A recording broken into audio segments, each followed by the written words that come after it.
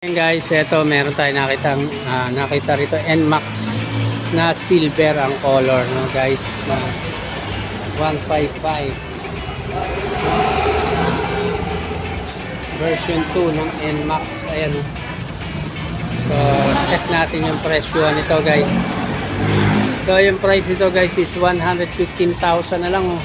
Pagsak presyo 430,000, down payment 20,000, 24 months 6,670 na lang, tapos ang kanyang 36 months 5,368 na lang guys. Meron ka ng NMAX na pinapangarap ng version 2. So eto, wala na ito side mirror, pero good thing is intact pa yung kanyang windshield. Tapos yung kanyang headlight, yan, napaka-solid pa yung kinis, oh. Stock pa lahat ng mga ilaw from signal light to headlight. Tapos yung kanyang fender, stock pa rin naman. Pero lang minimal na gasgas, no? So, tapos yung gulong niya makapal pa 90% to 93%. Tapos naka-gold yung kanyang mags. Front disc brake, caliper, telescopic, all stock guys.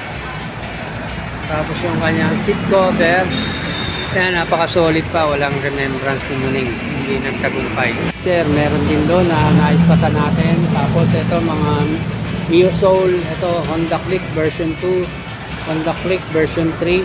Yan, tatlo yung nakita natin dito na kulay ng Click B3, tapos may NMAX dito.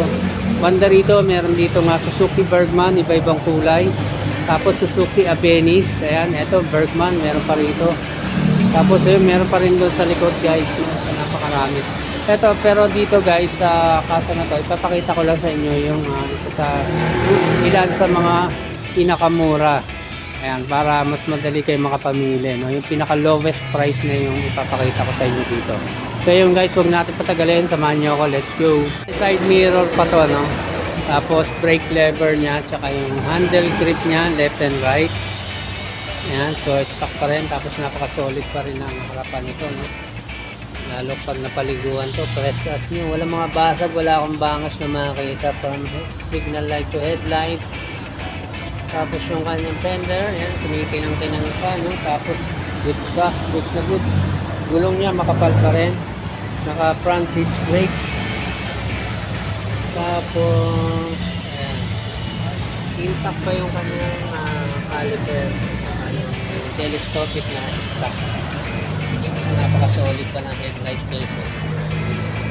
160cc nga pala to guys, no? So hindi natin ikakat yung camera. Ayan, Honda Airblade right side nya, napaka-solid pa. Stock